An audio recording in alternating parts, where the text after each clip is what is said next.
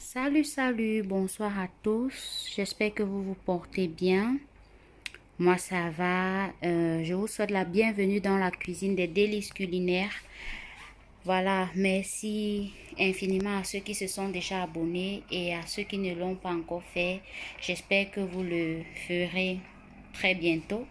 Donc là, plusieurs personnes m'ont demandé la recette des beignets farine que j'ai fait la dernière fois parce que j'avais juste fait à la main comme ça et je n'avais pas donné les ingrédients ou bien les mesures exactes. Donc aujourd'hui, je vous reviens encore avec une vidéo des beignets farine comme on fait en Afrique. Donc aujourd'hui, je vais faire juste en moyenne quantité demi-kilo de farine. Donc pour demi-kilo de farine, voici à peu près les ingrédients et au fur et à mesure lorsque je ferai je vous dirai exactement ce que j'ai mis. Donc là, commençons par mettre dans notre bocal, dans notre cuvette, demi kilo de farine. Donc voici à peu près demi kilo de farine et là je vais mettre du sucre. Donc là je vais mettre 150 grammes de sucre. Donc à peu près comme ça. Et le sucre, ça dépend vraiment de votre goût. Si vous aimez les beignets bien sucrés, vous allez en rajouter. Si vous voulez ça normalement, voilà, vous mettez 150 grammes. Ou bien si vous préférez avec beaucoup moins de sucre, vous mettez juste 100 grammes. En fait, pour le sucre, ça dépend vraiment de vous.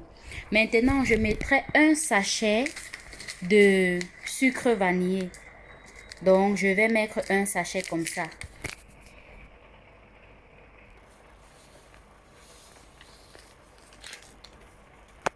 Ensuite, dès que je finis de mettre mon sucre vanillé, je tourne. Je vais rajouter le sel. Le sel, c'est vraiment une pincée. Ça ne doit pas être beaucoup. Donc, vous pouvez prendre, on va dire quoi?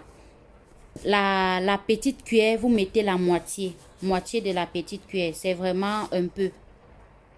Et je tourne le tout. Maintenant, pour demi-kilo de farine, voici mon hefe. Le hefe, c'est la levure boulangère. Donc, voilà, je vais mettre 2 sachets. Vous voyez, c'est 7 grammes. Pour 2 sachets, ça va faire 15 grammes. Donc, je vais mettre 2 sachets de levure boulangère. Donc, voici mes 2 sachets. Je verse. Dès que tout est sorti, je tourne le mélange. Je mélange. Et là, j'ai mon eau. Mon eau, elle est tiède. Elle est tiède et voilà. Là, c'est demi-litre.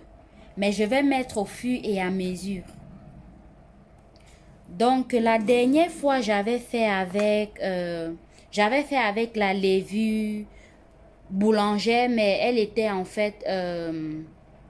ce sont les levures qu'on met au frigo. Pourtant, ça, c'est la levure sèche. Elle est sèche. Donc, la dernière fois, j'avais fait avec la levure un peu compacte. Donc, j'avais dû d'abord mettre ça dans de l'eau.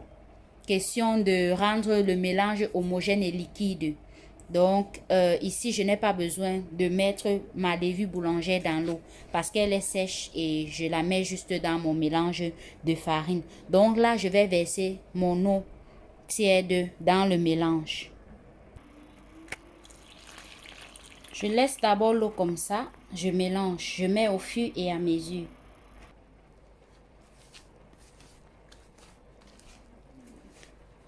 J'ai aussi reçu un commentaire pourquoi je le fais avec les mains, pourquoi je pécris la pâte avec les mains. En fait, je ne sais pas, mais pour moi, j'ai bien lavé mes mains avant de les mettre comme ça dans la préparation. Et les mains sont beaucoup plus hygiéniques que les gants. Qu'on ne vous trompe pas, les gants ont les produits chimiques. Et lorsque quelqu'un lave les mains, certes, j'ai le vernis présentement, mais c'est juste parce que je ne pouvais pas l'enlever. Le vernis, ce qui est sûr, ce n'est pas hygiénique, mais bon, après, c'est moi qui mange ma nourriture. Mais je veux dire, pour ceux qui ont le complexe de faire les choses avec leurs mains, sachez toujours qu'après avoir bien lavé vos mains avec de l'eau et du savon, vous pourrez pétrir votre pâte normalement. C'est beaucoup plus hygiénique que les gants qu'on va acheter pour, voilà, pour préparer avec. Donc, voilà, en commentaire, il y avait certaines personnes qui disaient que je le fais avec les mains, les microbes et tout et tout. Mais je ne sais pas si c'était avec mes pieds que je devais le faire ou bien avec les gants. En tout cas, en Afrique, de là où je sors, on le fait avec les mains. Je n'ai jamais vu quelqu'un faire les beignets avec les gants aux doigts. Après, chacun fait comme il aime bien. Si vous aimez préparer avec les mains, vous le faites. Si vous aimez préparer avec les gants, vous le faites. Donc, ça, c'est ma manière. Donc, je pétris bien ma pâte. Je la mélange, je mélange.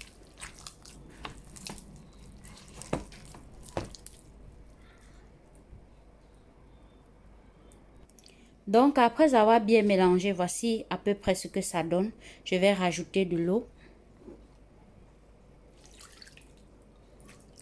Je mets le tout et je vais continuer de mélanger, mélanger et commencer à frapper. Donc, c'est un peu ça. Comme c'est moi qui arrête en même temps la caméra, j'ai vraiment besoin de mes deux mains. Donc, je vais arrêter comme ça. Mais sachez que je vais battre, battre, battre. Donc, à ce niveau, je vais battre. Après avoir tout mélangé comme ça, voici la consistance à peu près que j'obtiens. Maintenant, il ne me reste plus qu'à battre continuellement la pâte. Donc, je vais battre comme ça pendant une quinzaine de minutes. Je dois battre pendant une quinzaine de minutes. Je pourrais malheureusement pas le faire devant vous parce que c'est moi-même qui arrête la caméra.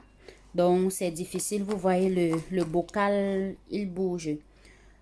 Donc, et maintenant, pour la quantité d'eau, ça peut aussi dépendre de vous. Moi, par exemple, mes beignets, présentement, vu la texture de la farine, seront un peu épais. Mais il y a des personnes qui aiment ça un peu plus léger. Donc, vous mettrez peut-être 20 millilitres d'eau de plus. Donc, juste en petite quantité et la pâte sera un peu plus légère. Et vous obtiendrez les beignets légers que vous voudrez. Donc, au niveau aussi de l'eau, de la consistance de la pâte, ça dépend de vous. Donc, je vais battre pendant une quinzaine de minutes jusqu'à ce que les bulles d'air vont se former partout dans le mélange. Avant que je vais arrêter. Et voilà, couvrir, laisser pendant 2 heures de temps comme c'est juste un petit mélange. Même si c'est 1h30, si je vois que ça a bien gonflé, après 1h30, je vais commencer la friture, quoi. Donc, c'est un peu ça. Je bats bien maintenant. J'ai tout fait pour trouver un moyen comment vous montrer comment je bats la pâte. Donc, je fais comme ça.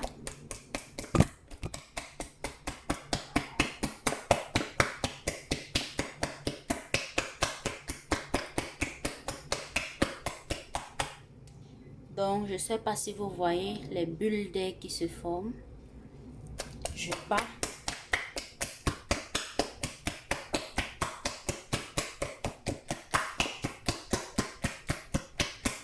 Donc, comme je le disais tantôt, vous voyez un peu les bulles d'air qui se forment. Les bulles d'air comme ça. Je continue de battre ma pâte. Je la bats.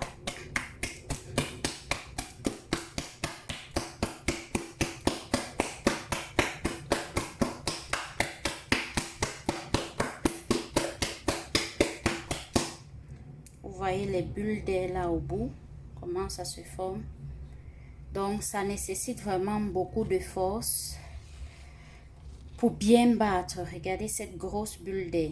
Comme ça, vous savez à peu près déjà que la pâte est prête. Mais je n'ai pas encore. J'ai déjà battu à peu près une dizaine de minutes. Donc, je bats encore.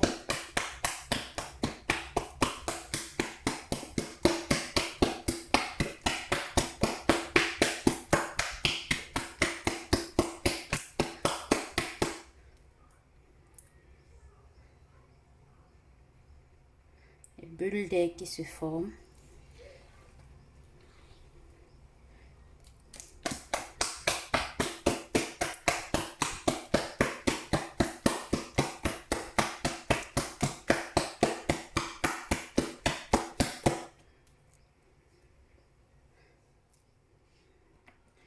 Donc, regardez à peu près comment ça se forme, ça explose. Donc là, j'ai bien battu. Je vais maintenant fermer toute ma préparation et mettre le papier film au-dessus. Et voilà, c'est parti pour 1h30 à 2h pour laisser les beignets gonfler. Maintenant, lorsque vous faites comme ça, lorsque le mélange est prêt comme ça, vous voyez les bulles d'air se former. Ça explose, ça se forme, ça explose, ça veut dire c'est OK. Donc, à ce niveau, je vais mettre le papier film. Et si je veux que mes beignets gonflent vite, je mets au four. Après avoir mis le papier film, je mets au four. Mais je laisse juste la lumière du four. Donc, je ne mets aucune température, aucun niveau de braisage. Juste, lorsqu'on allume juste le four, il y a cette fonction-là. Donc, la petite lumière du four, là, favorise la croissance des beignets. Donc, ça fait que la farine gonfle vite parce que ça aime les milieux chauds. Ou si vous le faites en journée, il y a le soleil, vous mettez vous mettez au soleil. Ça va vite et bien gonfler. Donc, moi, je vais laisser ça juste dehors. Comme ça, il fait assez chaud par ici. Donc, oui, je vous montre la suite de la vidéo quand ça aura gonflé. À tout à l'heure. Cette fois, je n'ai pas trouvé le papier film, donc j'ai juste mis le papier alu dessus. J'ai doublé, donc pour ne pas laisser s'échapper, pour que l'air n'entre pas à l'intérieur, que le mélange soit clos, bien fermé et je n'aurai plus qu'à laisser à l'air libre gonfler. Donc, à ce niveau, pour celles qui voudront faire en grande quantité, vous doublez juste les mesures au fur et à mesure. Donc, vous doublez les quantités et vous aurez le résultat. Donc, comme je disais tantôt, là, ça a à peine fait 1h30. Comme c'est en petite quantité, ça a déjà en fait gonflé. Donc, ça a déjà rempli tout le récipient. Vous voyez, ça a bien gonflé. Donc, je l'enlève comme ça. Quand c'est en faible quantité, ça gonfle beaucoup plus vite. Donc, vous même regarder le résultat. Quand les beignets ont bien gonflé comme ça, c'est bien. Waouh! Ça a tellement gonflé. Mais bon, c'est très bien comme ça. Donc là, je vais mettre mon huile à chauffer et je vais commencer la friture. Vous voyez beaucoup de bulles d'air comme ça. Donc pour demi-litre d'huile, pour demi-litre de farine, je vais mettre max 1 litre d'huile dans ma marmite. Donc là, l'huile était, on va dire quoi, 0,75, 0,75. Je vais encore rajouter 1 litre. Donc je pourrais faire frire tous les beignets avec 1 litre d'huile. Donc pour la cuisson des beignets, pour la friture des beignets, l'huile ne doit pas trop chauffer. Donc elle doit chauffer mais pas être exagérément chaude. Donc, après qu'elle chauffe, je mets le feu moyen. Donc, mon feu doit être doux, moyen. Après avoir bien lavé les mains, je fais revenir ma pâte. Comme je vais commencer à prendre les boules pour couper et mettre dans l'huile. Si l'huile ne chauffe pas, il faut commencer à mettre les beignets à l'intérieur. Ça va boire l'huile. Et si ça chauffe trop, ça va noircir très vite. Pourtant, l'intérieur n'est pas cuit. Donc, vraiment, cette étape est très importante. Je fais revenir ma pâte. Donc, je vais commencer à couper, mettre dans l'huile. Elle est déjà chaude. Je vais faire revenir toute ma pâte. Voici ce que j'ai obtenu.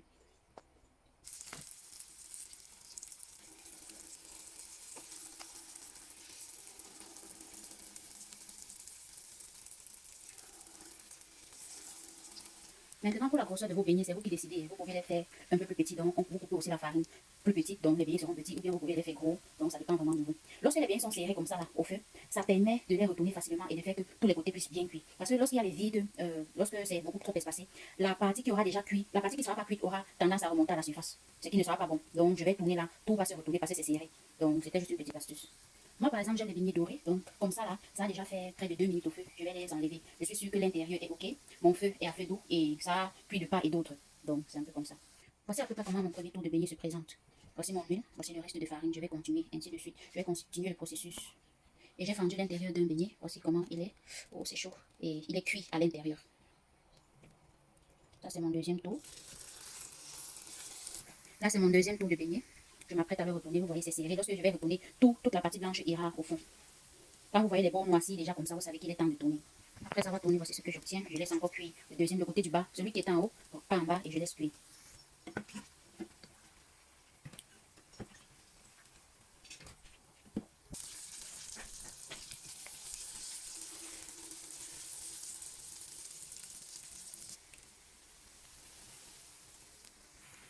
Là, c'est mon dernier tour. Ma farine, elle est finie. Voici ce que j'ai obtenu jusqu'ici. Bon, après, je peux dire un tour est déjà parti parce qu'on a mangé. Donc, tout compte fait, voici les résultats de mes beignets. C'est très bon. Il est là. C'est un peu ça. On peut manger comme ça. On peut manger avec du haricot, avec de la bouillie, avec tout. Donc, n'hésitez pas à vous abonner à ma chaîne. Likez si la vidéo vous a plu. J'espère que pour cette vidéo, j'aurai donné les mesures que vous aviez attendues. Et voilà. Abonnez-vous, partagez, appuyez sur la cloche de notification pour ne rater aucune de mes prochaines vidéos. Et merci infiniment à ceux qui se sont déjà abonnés. Ciao!